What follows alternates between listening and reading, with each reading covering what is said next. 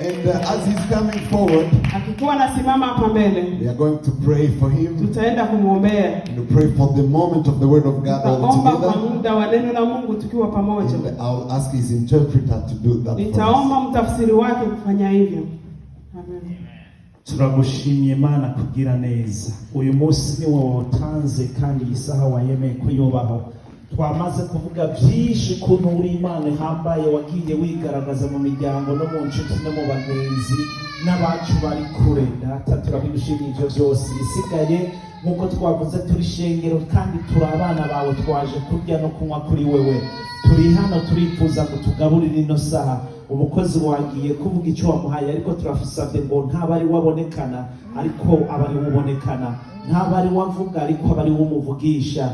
Kandi dati ibyo wamuhaye byose, ibyo wumva bikwiye kuvugwa kuno munsi bivugwe, atana kimwe kibuzemo. Hama natwe duha amatwi yo kumva, kandi ijwi ryawe turyumve rituganiriza. Hama dukora iki ijambo ryawe ritubwiye. Urakoze rero kugiye kumukoresha kandi ugiye kutwemerera data natwe tukakumva kuvuga kuno munsi. Ni izina ryawe ryera. Amen. Amen. Hallelujah. Amen. Dusome ijambo ry'Imana. Let's read the word of God. Itanguriro, Book of Genesis, igice cya gatatu, chapter 3, umurongo wa 14 verse 14 gushika ku murongo wa 19. to verse 19. Aho twarahasomye uherutse. We read this chapter before. Basomye mu Cyongereza. They read it in English. Ngoma nanje manesoma mu Kirundi. I'll read in Kirundi. Hanyuma cyane biyibutsa ibyo twavuze mu ncamake. And then I will briefly remind you what we spoke about last time. Ibyo ngezeko. And then I'll talk about what I need to speak about today. Itanguriro, Book of Genesis, igice cya gatatu, chapter 3, umurongo wa 14 verse 14 gushika kuri 19. to verse 19. Uhoraho Imana abarira iyo nzoka ati, kuko zivyo ubaye ikivume mu bitungano byose no mu bikoko byose byo mu ishamba. Uzohora ukwega inda hasi, uzojya umukungugu iminsi yose y'ukwaho kwawe. Nzoshira inyankane hagati yawe n'uyu mugore, no hagati y'urubyaro rwawe n'urwiwe. Ruzogukomeretsa umutwe, nawe uzorukomeretsa igitsintsiri. Kandi abari uwo mugore ati, nzogwiza rwose mboro wawe ufise inda.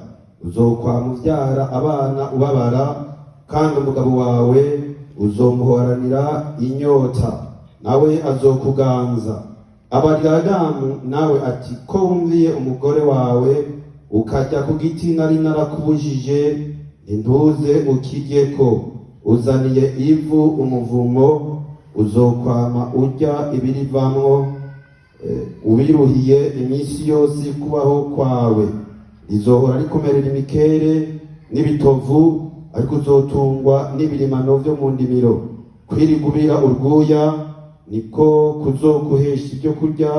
Uzorinda usubira mu ivu, kuko ari ryo wakuwemo, uri umukungugu, kandi umukungu niwo uzosubiramwo. Imana idufashe cyane. Amen. Hallelujah. Amen. Iri ni ijambo ry'Imana nsomye. This is the word of God that I have read. Kandi ni rirerire cyane. And it's a long word. Kuko wa munsi twararisiguye, twararisomye. Because last time we read it. Ikigwa ndiko ndavuga uyu munsi. The message for today. Ndiko ndavuga ngo amasezerano 15 akomeye cyane. I'm talking about 15 commandments, promises.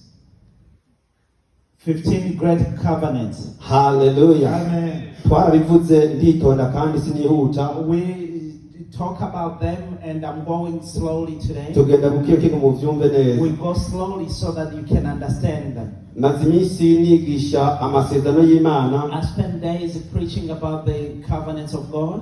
Kandi navuze ko amasezerano twa promise ari mu Bibiliya arenga 8,000. And I said that promises of God written in the Bible, they are more than 80,000. Ariko aya masezerano covenant nasiguye nitonze buke buke. But the 15 covenants, I expand them slowly. aya masezerano yitwa These covenant promises nazikuye called covenants, I expand them uko navuze ko ari 15 nzovugako because I said that they are only 15 that I will talk maze about. kubabwira 5 I have already spoken about 5, uno munsi mvuga 5 and today I'll speak about another 5. nzobasiga jangahe How many will be left? 5. ngomba mukarimani abivuze neza. Good. I want Hallelujah. that to be heard Bwana clearly. Yesu asifiwe. Amen. Kandi byose ndabikora mu rukundo. And I do all that with love. abona umukozi w'Imana ndamukunda. I have the servant of God. nanjye narabitse kurusha mwese. He knows that more than Hallelujah. Amen. ijya mbere navuze ko ryari rijyanye n'izuba twagise ngo ni solar regulation. First one we call the solar regulation. kubera ko tuvuze izuba gusa ntitwa tuvuze inyenyeri n'ibintu bijyanye nabyo. Because when we spoke about sun, we're not speaking about stars and the moon. Isezerano rya kabiri ryari isezerano ryo muri Edeni. It means ini twagise ngo ni Edenic. Second covenant, we called it Edenic covenant. Very good. Ijya gatatu ni isezerano na Adamu. Our third covenant was a covenant with Adam, nicyo ryiri nsomye igice cyaryo, which is what I have just read. ndabigaruka gatoya imbere yuko nja kubishasha. I will come back to this briefly before I go to new things. Ijya kane ryari isezerano na Kayini. Fourth covenant was a covenant with the Cain. kandi abantu batangaza ko na Kayini isezerano. But the people are, some people are surprised to hear Ijya gatanu about the ko Cain covenant. ryari isezerano na Noah. And the fourth was a covenant with Noah. Hallelujah. Amen. Icyo rya gatatu rero na Adamu, And the third one with Adam, kuko amasezerano usanga afite ibice byinshi. because there are so many parts in the one Usanga hari covenant. igice kivuga ngo ibyitonderwa cyangwa itegeko. There is one part that says there are requirements or rules.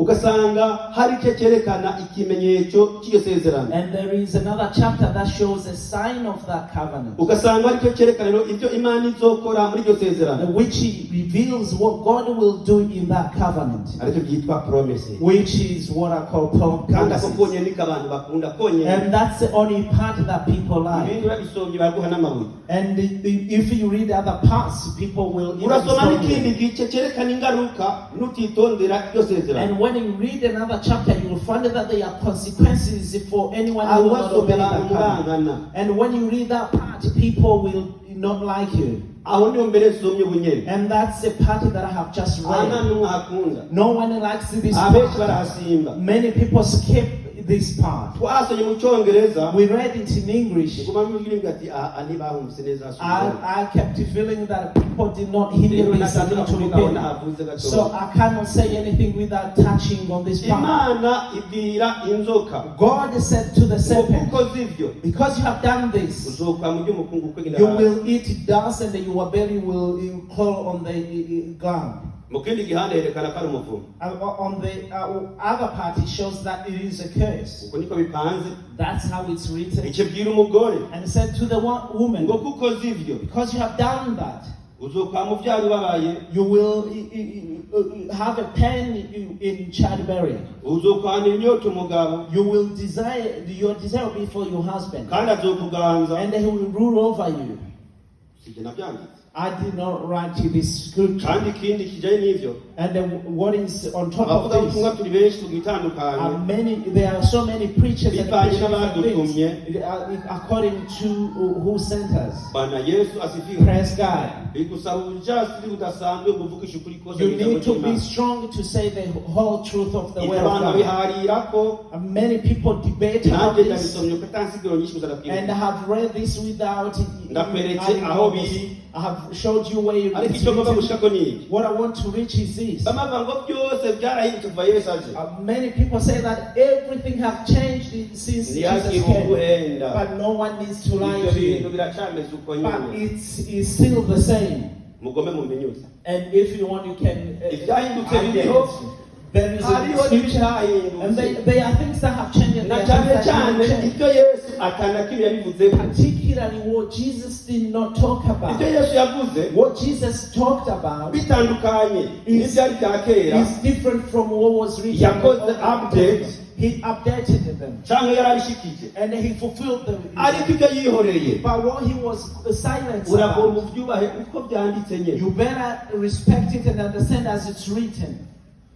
Yahereye ku nzoka He started from the serpent asubira umugore and the woman asubira umugabo and then the husband. ati ko wumviye umugore Because you have listened to your wife, uzokwamurya ubize urwuya you will struggle to feed it yourself. kubira urwuya nicyo mvuze. And you will sweat to eat. Bwana asifiwe sana. Praise God. ngo ivu naryo rizokumerera imitovu na And ibiti the by'amahwa. song will have thorns and it's bisobanurwa tassels, ariko uzorima ntibinamere which means you may Urime farm utera and imbuto, not have fruits. You may plant imerere seeds ibintu by'amahwa gusa and then you only have ku isi huzuye thorns. ibiti by'amahwa. There are so many trees with nuko thorns. nabivuze no cyangeza no ndaka mucyongereza. If I have started mentioning them, it may. Yeah. hari mikere, hari minyinya, hari mibambangwe, hari mitovu. Ibyo mucyongereza mwashoramo. Bwana asifiwe sana. Amen. Ibyo byose ni ibiti by'amahwa gusa. And he mentioned names of the trees that have thorns in Kirundi. yaravuze ko ndamukunda.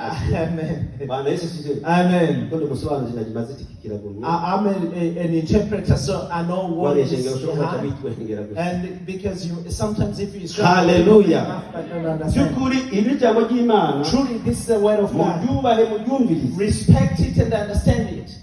Muri Bibiliya rero kandi ntaratanga uyu munsi. In the Bible, before I even touch about new things, mu ncamake y'isezerano rya kera in summary, the Old Covenant, riherezwa n'ijambo the Old Testament ends with ijambo umuvumo word, a curse word.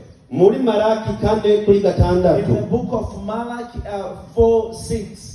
Mu byo nanditse ariya icyo cyomereyeko In what I have written on the PowerPoint, that's the first thing. kubera ko igenda yigisha icyari cyo sinakivuze. Because when last time I did not talk about it. havuga ngo uwo niwe gisanganya azosanga imitima yarase n'iy'abana kugira ngo noye kuzoza ngatera isi umuvumo. Aho ni isezerano rya kera. It's in the Old Testament. hanyuma isezerano rishya In the New Testament, riherezwa n'ijambo rivuga ngo ubuntu. ends with the word that says grace. Ni ibya Yohana 2:21. Book of Revelation, chapter 22:21. havuga ngo ubuntu bw'umwami Yesu bubane n'abera. Amen. Grace of God be with his people. Amen. abantu bazi ubwenge bo ku isi People who are clever on earth, bavuga ko ushane cy'umuvumo ari umugisha. they say that the difference between the contrary to a curse is a blessing. ariko hano Bibiliya ivuga cyakera havuga umuvumo But the Bible here, the Old Testament talks about curse, ahubwo akavuga ubuntu. and the New Testament talks about grace. reka twemere ko noneho umugisha ntacyo. And they accepted that grace is a blessing. Haleluya. Hallelujah. Bwana Yesu asifiwe. God be ayo praised. majambo bigomba kuyaguma mu You mutwe. need to know those two words. nimba wohitamo umuvumo cyangwa ubuntu If you choose a curse or grace, kuko byose bifite ibyitonderwa, because every word has its requirements. Every word has bifite requirements ibimenyetso, and have its signs bifite n'ingaruka. and consequences. nibaza ko introduction yahigeje. I think that I have tried to go slowly and I've finished. Introduction. If the introduction is done. Haleluya. Amen. twinjire mu kibanyezina rero. Let's go into today's topic. Isezerano rya gatandatu Sixth covenant. ni isezerano na Abrahamu. It's Abraham, a covenant with Abraham. iryo ngoma ndarivuge gatoya, I will talk about it, ariko tubanze dusome. but let's read. Dusoma hehe handitswe twarabereye kuri screen. Isezerano na Abrahamu Abrahamic covenant. ni itanguriro Book of Genesis 12 12 umurongo wa mbere verse 1 gushika kwa gatatu. to verse 3. It says, the Lord had said to Abraham, Go from your country, your people, and your father's household to the land I will show you. I will make you into a great nation, and I will bless you, and I will make your names great, and you will be a blessing. I will bless those who bless you, and whoever curses you I will curse. And all people on earth will be blessed through you. Amen. Amen. Amen. Yabisomye aho ntacyo ndenza. He has read it, and I'm not going to add anything else. I'm going to explain it. Iri ni isezerano Aburahamu yahawe Imana imaze kuyoberanya indimi z'abantu. This is a covenant that God made to Abraham once he created confusion through languages. N'igihe Imana yari ibonye ko bidashoboka gukorana n'ihanga ryose. That was when God decided or found out that it was not possible to work with the entire nation. Imana ikoresha intumbero. God uses a purpose. Irakorana n'umuntu umwe.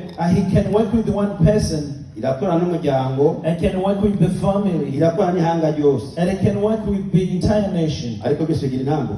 But everything has its step. When one thing is impossible, God will use another thing to reach to his purpose. Abrahamu yaronse amasezerano menshi cyane. Abraham received many promises. Kandi amasezerano yasezeraniwe ibetangabo kenshi. And many promises were He was given promises many times. Because before he was called Abraham, and after that later he was called Abraham. As he read, in those promises there were two parts. One part, first part was with 7 things he was promised. And the second part was about the signs of that covenant. Those 7 things, I'm going to mention them briefly. I will make you a great nation. I'll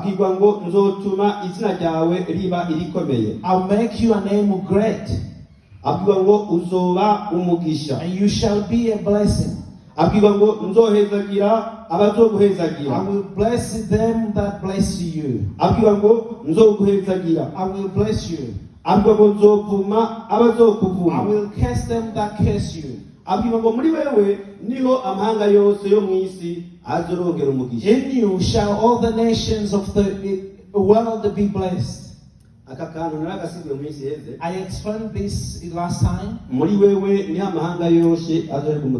you, all nations will be blessed. Until the time when Jesus came, when we received the blessing of Abraham through Jesus. Otherwise, we could not have received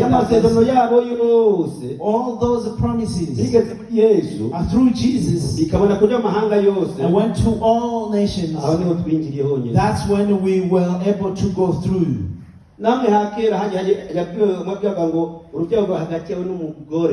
When he was told that the children were in that family, that's where Jesus came.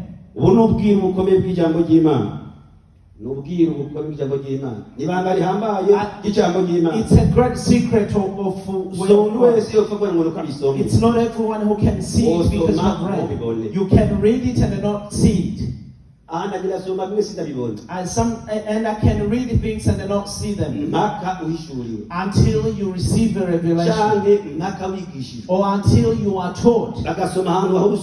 They read it somewhere that you read and they show you things that you cannot see, and it's the same scripture that you have been reading. Which is why don't just do it because it's written. Because sometimes it may not happen if God did not give that to you. Which is why they are times well given, and they are times that were not written in the Bible, but you have them. That is the work that you need to do. Bwana Yesu asifiwe. Praise God. Ikimenyetso cy'iryo sezerano The sign of that covenant promise kwari ugukebwa.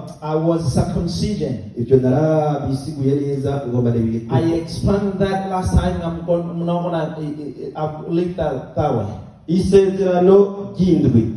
7 covenant. Isezerano ry'indwi 7 covenant. ni isezerano na Hagari. Hagaric covenant.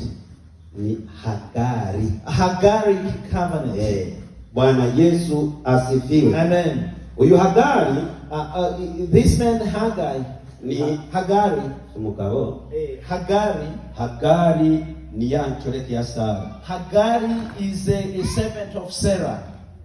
Kubera ko Abrahamu yamuviye ku mwana, Because Abraham had a child with her, nicyo cyatumye isezerano ryo riba rikomeye ryoroshye. which is why her covenant is great. Nadusomere Itangiriro 16:14. Genesis 16, 7:14. 7 to 14. The angel of the Lord found Hagar near a spring in the desert. It was the spring that is beside the road of Sham. And he said, Hagar, slave of Sarai, where have you come from and where are you going? I'm running away from my master's Sarah. She answered. Then the angel of the Lord told, go back to your mistress and submit to her. The angel added, I will increase your descendants so much that they will be too numerous to count. The angel of the Lord also said to her, you are now pregnant, and you will give birth to a son. You shall name him Ishmael, for the Lord has heard your misery. He will be a valid donkey of men. His hand will be against everyone, and everyone's hand against him. And he will live in hostility toward all his brothers. She gave this name to the Lord who spoke to her. You are the God who sees me. For she said, I have now seen the one who sees me. Amen. Amen. Iri ni isezerano Hagari yahawe This is a covenant that Hagar was given ku bijyanye n'ibyo yakwirukiye muri Ishimayeli. to her children through Ishmael. Izina Ishimayeli sobanura ngo Imana irumva. The name Ishmael, it means God hears. Ishimayeli ni umwana wa Abrahamu. Ishmael is a child of Abraham. Iryo sezerano ryaraba amagenerasiyo menshi. That covenant looked according to amagenerasiyo menshi. Many generations. Ryari mu bice bitatu. Was in 3 parts. Igice cya mbere First part, ryari itegeko. a command. Subira kwa nyoko uja uce bugufi munsi yiwe. Return and submit to Sarai. Kwita umwana Ishimayeli. Call your son Ishmael.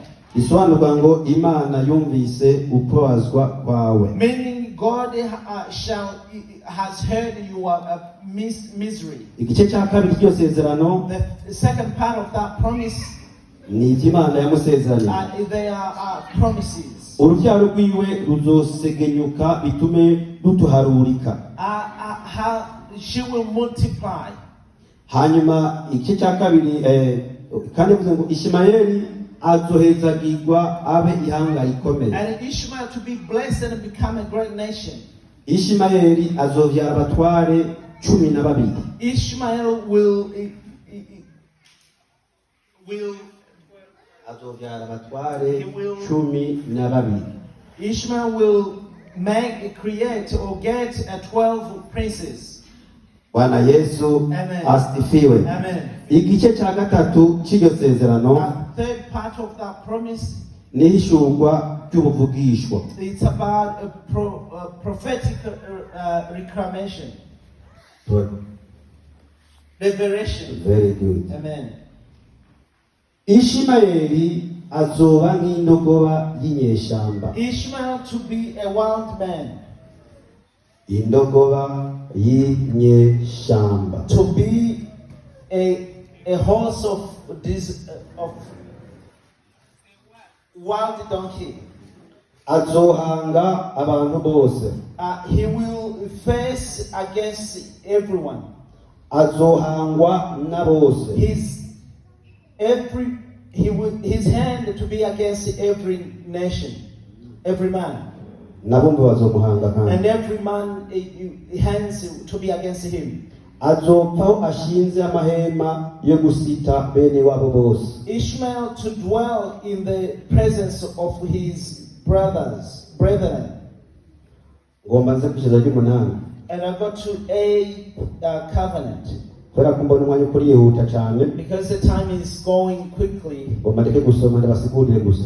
I will stop reading and then just Kako nerekanye aho byanditse. I have to show the way it's written. Ngomba kumunyizigira sinzobiheze. And I want to finish this. Isezerano na Sara. Saraic covenant. Ni Itanguriro 17:17. It's in the book of Genesis 17:17 Uca 19 to 19. usimba kuri 18:9-15. You jump 18 and 9 and Twasoma 14. umwanya ugana ntara. If we read it, the time will go before I finish. Iri sezerano ryahawe Sara. This covenant was made with Sarah. Asezanirwa umugisha we ubwiwe n'urubyaro rwiwe. She was promised certain blessings to her and to her offspring. Isaka n'amagenerasiyo azogera mu bakomeshi. Isaac and for many generations. Naryo sezerano ryari mu bice bibiri. And that covenant was in two parts. Icyambere ryari itegeko. And the first one was a command Guhindura izina to change her name kuva kuri Sarayi ukajya kuri Sara. from Sarai to Sarah, Bisobanurwa ngo umwamikazi. which means princess. Hanyuma icya kabiri kwita umwana wiwe izina. And the second is to call her son Isaac. Ko yitwa Isa. Amen. Isaac. Amasezerano Imana yamuhaye nayo. Those are the covenants that God gave to her. Ivyo Imana izomukorera. What God will do, promises. Kuronka umwana, To have a son, kuba inakuza amahanga, to be a mother of all nations, abami b'amoko bazokomoka kuri we. and to become many nations to come from her. Ko isezerano ry'Aburahamu rizobandanywa na Isaka. Abraham's covenant to be continued with Isaac, N'urubyaro rwiwe ruzovuka and Isaac's hanyuma. seed, and those to follow. Bwana Yesu asifiwe. Praise God. Nibaza ko mu ncamake iryo ndarivuze. I believe that I have explained it briefly. Ngomba vuga bibiri nihuta kugira ngo And I talk about two ndayaheze. more quickly, and so that I finish them. Kuko iryo ry'icenda sinshobora kurisiga naho byogenda gute. I cannot go without talking about covenant number 9. Nasiga ry'icumi kuko sinzobisubiramo. I may even have to wait for number Ariko 10, ndayababwira. but I will tell you. Icyenda Number 9, ni gukiza indwara. healing. Kuvayo 15:26 Exodus 15:26, na 23:25. 23:25.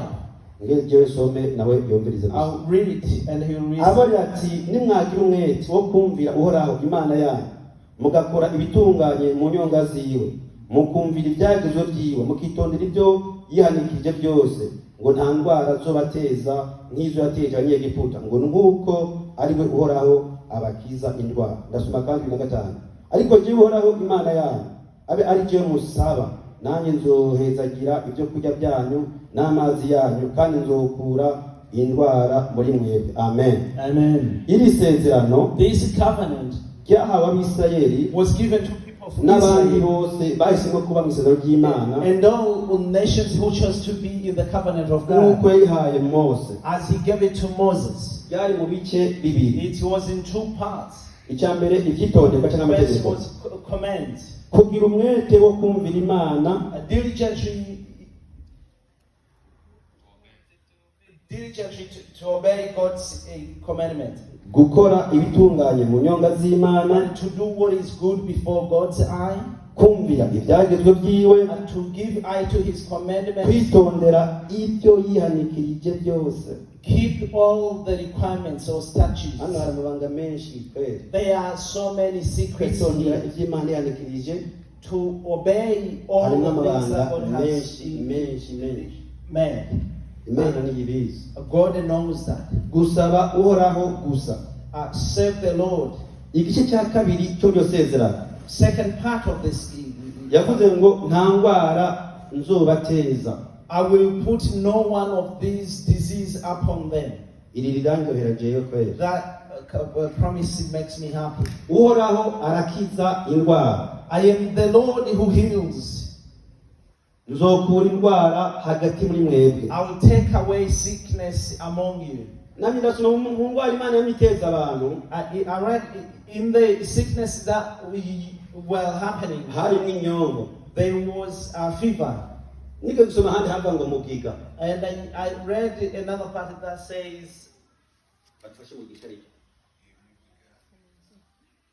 imenenjite kuruka harike bigora sometimes bwana Yesu asifiwe sana Amen, amen, bwana Yesu asifiwe amen. ijambo ngomba kuvuga hano The word that I wanted to say, iri sezerano ryahawe abisirayeli this covenant was given to people of Israel, ariko ryabaye no mu isezerano rishya but it was included in the kuko New Yesu Testament yatwaye ubumuga bwacu because Jesus took away our diseases akikorera indwara and zacu he took away our sicknesses. usomye Yesaya 53 hose bivuga neza When you read Isaiah 53, it talks usomye about, Matayo 8 kuri 17 and Matthew 8:17, you can see that. usomye Petero wa mbere 2:4 And 1 ubibona Peter 2:24, you can see that. Yesu aracyadukiza indwara Jesus is still healing our isezo sicknesses. rya nyuma mperejeko The last covenant that I'm going to ni finish with isezerano na Mose is a covenant with Moses. ryahawe Mose ariko ryagiye miseri bose Mosaic covenant was given to all nations. hajya nabyanditse mu byisomeye bice I've written the scriptures there, you can read. ingevuge tukeya gusa Let ku mwanya me wawe say a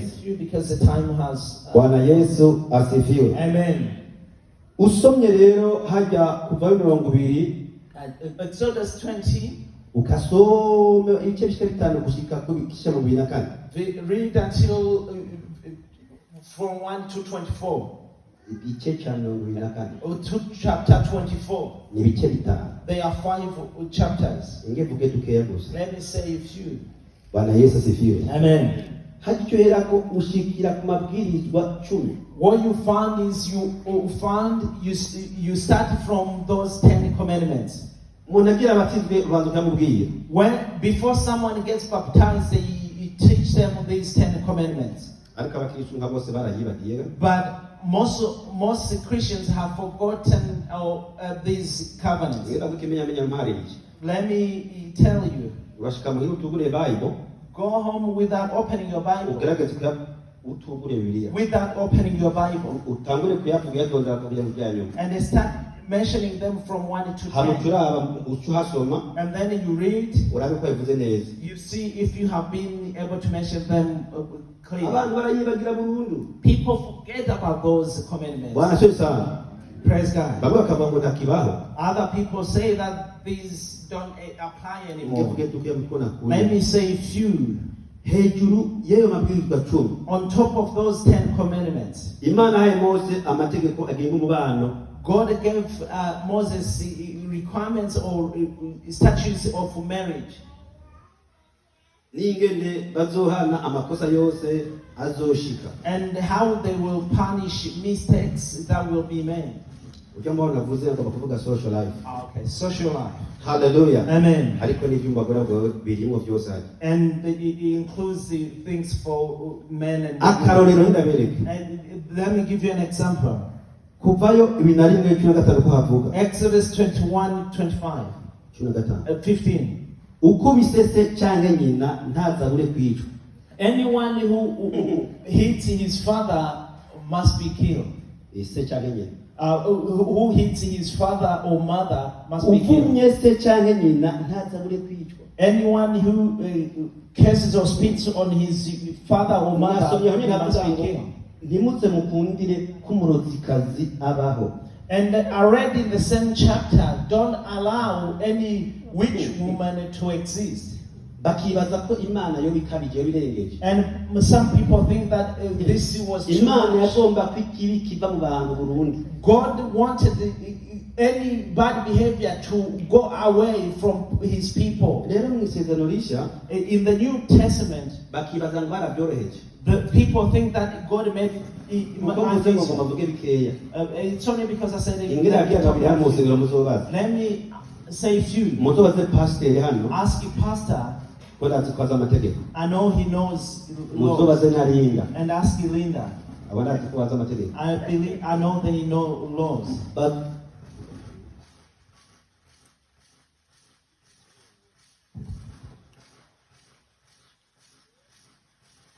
Bwana swese Amen. ndiko ndaheraheza hano I'm concluding. iyo ukoze amakosa When you make a mistake, ibi bintu nabyo ko n'abaherezi kiriya gihe even these things were being done by a priest. ubu uye kote zirahari They are courts these days. batakwishe bagushyira mu magasyo If they don't kill you, they put you in prison. ntimubyite byoroshye Don't think it's simple. ukoze amakosa amwe muri aya When you make one ukubise so cyangwa mistake, nyoko if you hit your parent, bakagutwara muri kote you go to court. sinabaga icyo bagucira ariko wohanwa I'm not asking you what kind of sentence you will get, but you'll be punished. ngomba isano muraribona cyane Can cyane you see the relevance here? ubu byinshi nk'uko nabivuze bikorerwa mu bucamanza Many things are done in courts in this. amategeko arerekana ko uko umuntu akora ibintu Laws shows how a person needs to behave. ntimuze mujye ku nyama z'ikirangara kiri mu gahinga izo arizo zose ariko muze muziterere imbwa Don't eat any kind of meat. no ni igikoko kiyishe kigapfira ku musozi abiseri babwiwe ngo ntibakirye ntibakibone izo nyama zose himbwa Don't eat any meat that comes from a dead animal. Whenever you see that kind of meat, you must give it to dogs. n'uyu munsi Even today, abakristo Christians, nitwemerewe kurya inyama z'ikintu cyifishije we are not allowed to eat meat that comes from a dead animal. igombe chicken Even if it's a chicken igombe b'inka or a cow cyangwa inyama y'imene imwe bita barbecue or a meat comes from goat. ingana y'ingozi cyangwa zitatu Let me tell you two iyo reasons. ikintu cyiyise amaraso aba yagipfiriyemwo One reason, when an animal babwiye ko dies, batajya amaraso blood is in it, and they were told not cyane to eat blood. icyacishirwa wari uruzi na wocupfa And something that has killed that animal may be a poison, and they may die, and there may be other things as well. ntihagire uhura n'inka y'umwansi w'ibitsiniye cyangwa indogoba yiwe ntazi abure kuyimugarurira Anyone who meets a horse that is lost